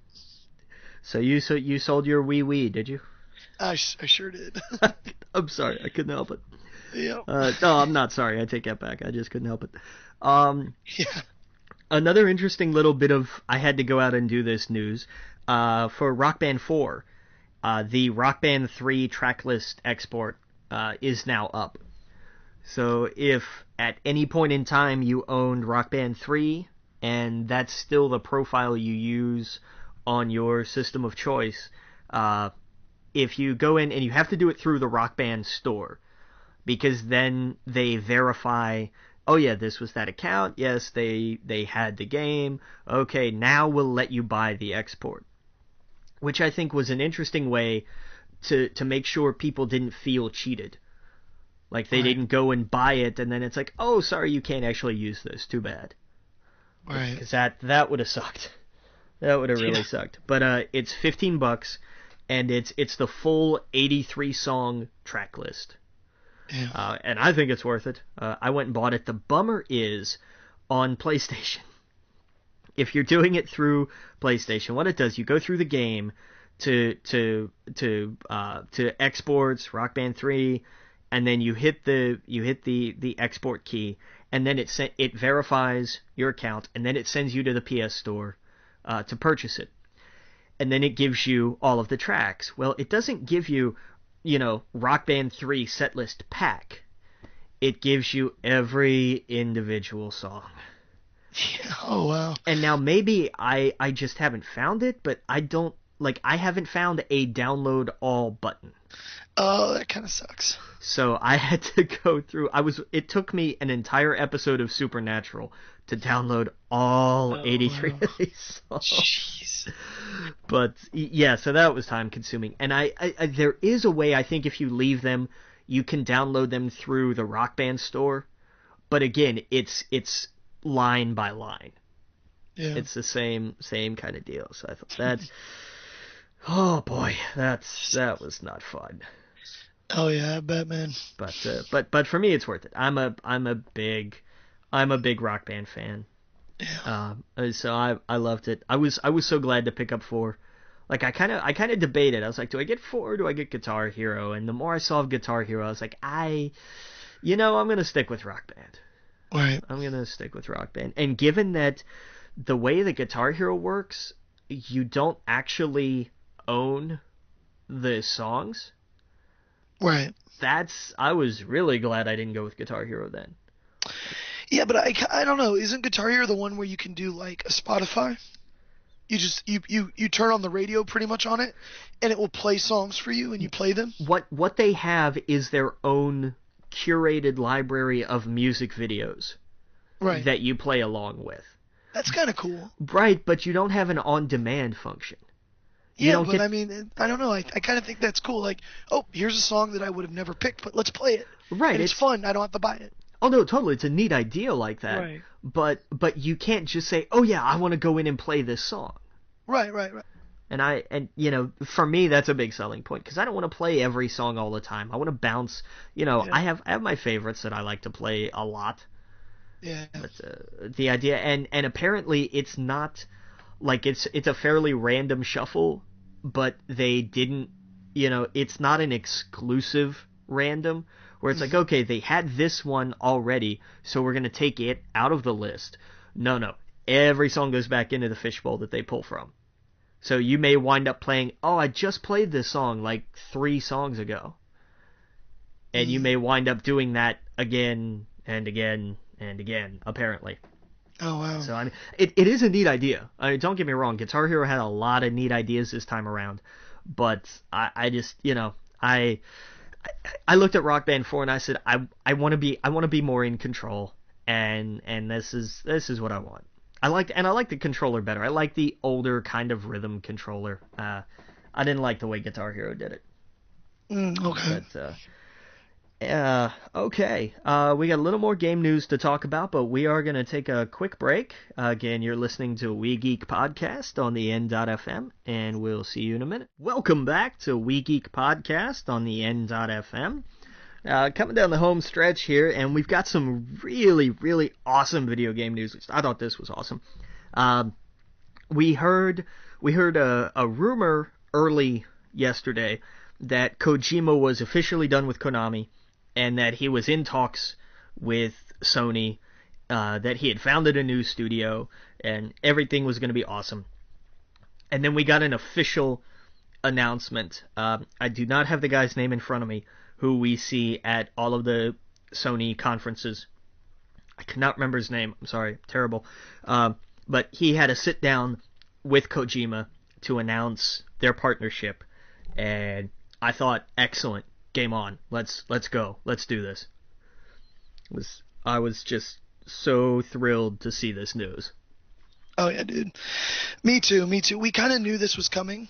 Yeah. But, yeah, it was exciting to finally see it happen. Yeah.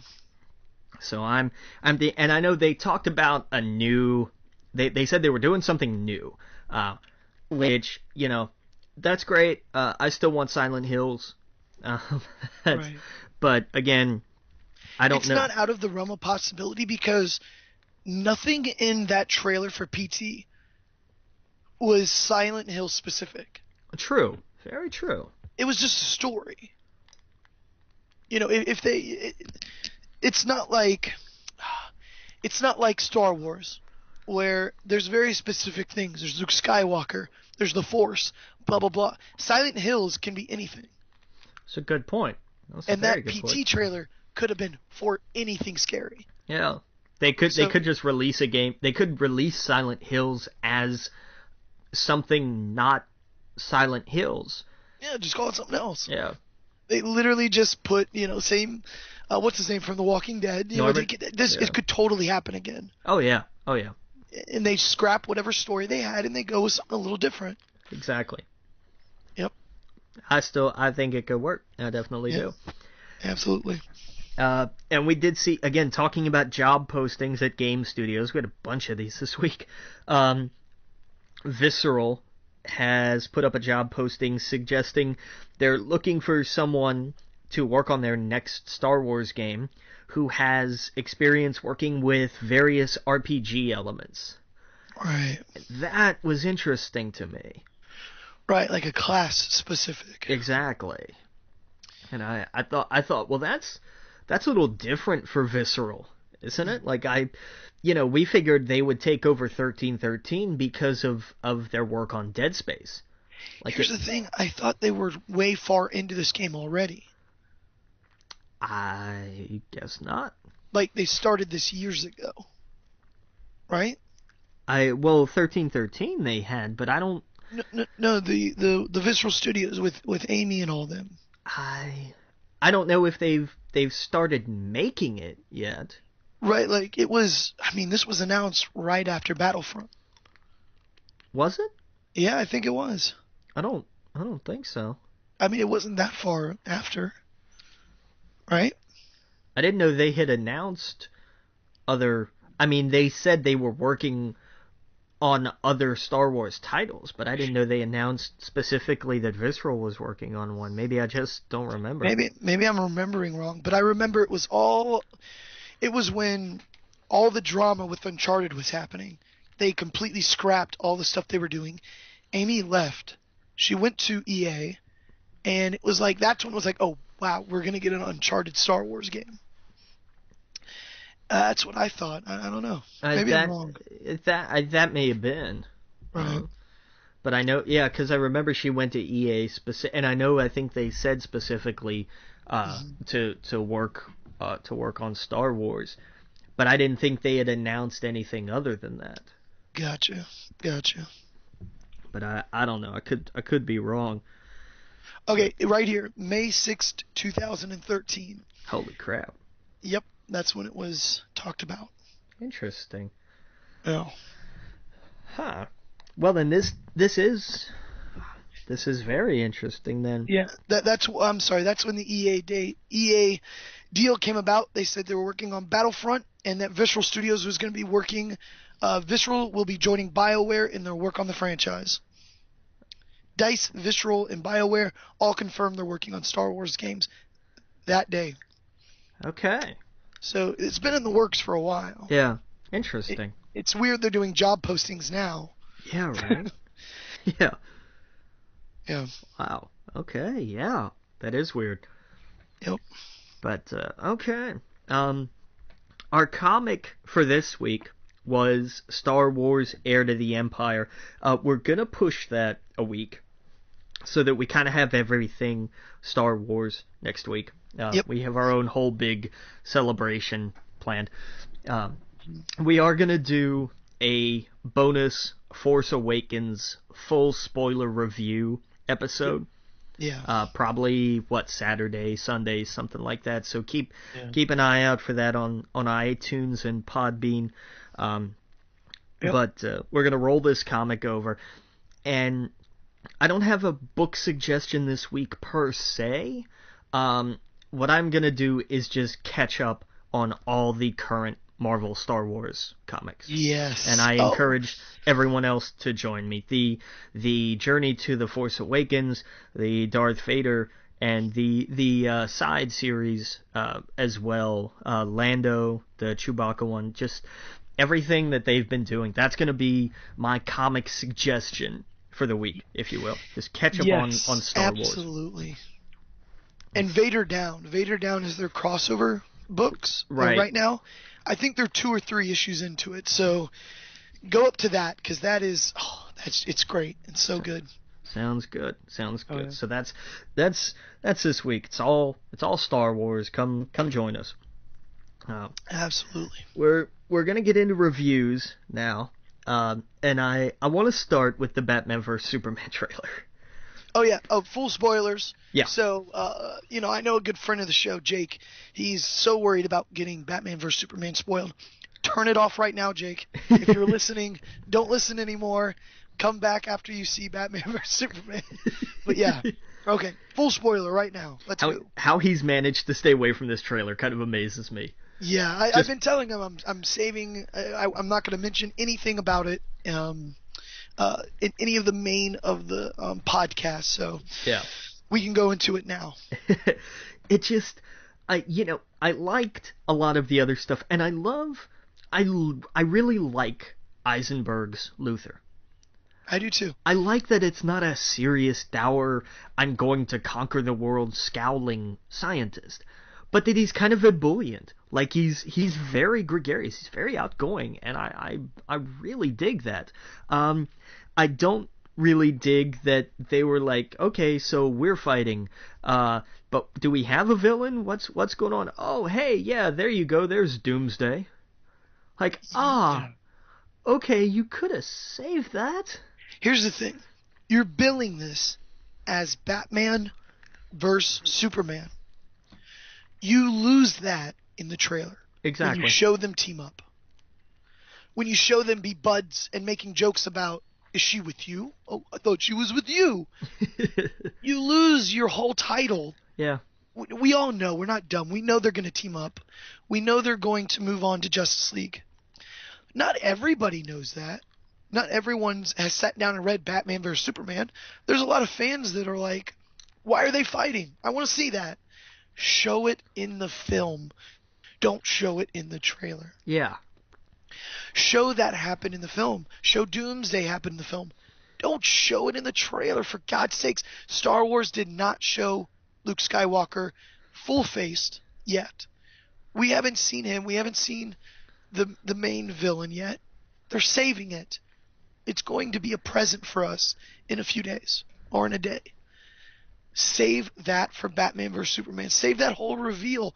They didn't just show Doomsday. They explained him. Yeah. In full detail. Yeah. What surprise are we going to have in this film? They told us Aquaman's going to be in it. They told us Cyborg's going to be in it. We know everything. At least we think we do. To me, it ruined it. It ruined the excitement I had for it. Yeah. It was Zack Snyder's known for having great trailers. Boy, this was not one of them. Right, and a lot of people say he's not involved in it. Oh, he is. He is fully involved in the trailer. He's been known for that. He's known to go in and say, "Let's see it." Nope, cut this, do this, do this. That's why. Oh God, when the Man of Steel, the original trailer, I've gone on record for saying it's one of my favorite. It does everything beautifully. Yeah. It shows the butterfly in chains. That's Superman. It has that Lord of the Rings music when Gandalf falls. It has the quote from Russell Crowe, which is taken straight from the comic, Grant Morrison's run. Yeah. It doesn't tell you anything about the film. It just shows you the tone. Why couldn't they have done that with this? We know Batman and Superman are going to team up. Don't show it. Oh God, I was just so disappointed in it. I was like, save Wonder Woman for the film. Like, it was just, I don't know. I was just super disappointed. I'll stop before I lose my voice. Yeah. No, man. I'm right there with you. I was on the same page of just like, why? Why are we doing this? Why? Yeah. But I don't know. But it did. Like, and that was what I was talking about earlier when they came out and they were like, well, we're coming at villains in a non-traditional way. I'm like, yeah, you're telling us all about them up front so we don't actually have to see the movie. Yeah. Here's a surprise. The good guys win. Like, we know that going into it already. But win against what? Well, here, let us show you. No, God, stop. Right. Yeah. Right. Yeah. I mean, now the only thing interesting is the Joker stuff. I want to know more about Batman. I want to know about the Joker. I want to know if the rumors are true about, Jason Todd being the new Joker. I don't think so, because they're eyeing the next Batman movie to be under the Red Hood. So I think that kind of, I don't know. They could still shoehorn that way, but I don't know. I guess what I'm saying is that's still the only mystery to me. And that's the only thing interesting right now at this point to me. Well, just wait until Comic-Con next year, probably, and they'll release a new trailer that answers all of those questions. Yeah, exactly. It's like someone got too excited. Yeah. It's like now they're. It was a terrible trailer. Terrible trailer. Yeah. Hey, Christmas is tomorrow. I got you a PS4. Like, what? Right. Why would you do what? Yeah, exactly. Like, it's like, great, you were excited about this thing that you knew I was going to be excited about. Why did you ruin the spoil? Why'd you spoil it? Yeah. Oh. Oh, God. Disappointing note to end the show on, but we have Just Cause 3 is fun, lots of explosions. The loading times are killer. They are. Like, I had to say that because they are that bad. Yeah. But, okay, so we're going to wrap up here. You're listening to We Geek Podcast on the N.FM. Go check out our Facebook pages. We do have one you can like, which we don't use quite as much. The other one is our group that we encourage you to invite your friends to join. That's the best way to get people to come to that one. That's where we have more of the discussion, more of the postings. It's more of our community page. Leave us comments, questions. We're going to start working on some more polls eventually, maybe, possibly. We'll see. Email us, wegeekpodcast@gmail.com. Tweet us at wegeekpodcast. On Twitter, I am at @TheLoganWitt, WITT. Adam, you are... At Adam Estep. There we STEP. There we go. Let us know something you see, something you think we missed, something you think we'd like, something you want us to talk about, your opinions, your thoughts, your reviews. Also review us on iTunes. It helps us get on the charts at all. Stars, written reviews, it's the best aggregator. But always, of course, come here first and listen to us on the N.FM every Wednesday at 9 o'clock. And I think that'll do it. Captain.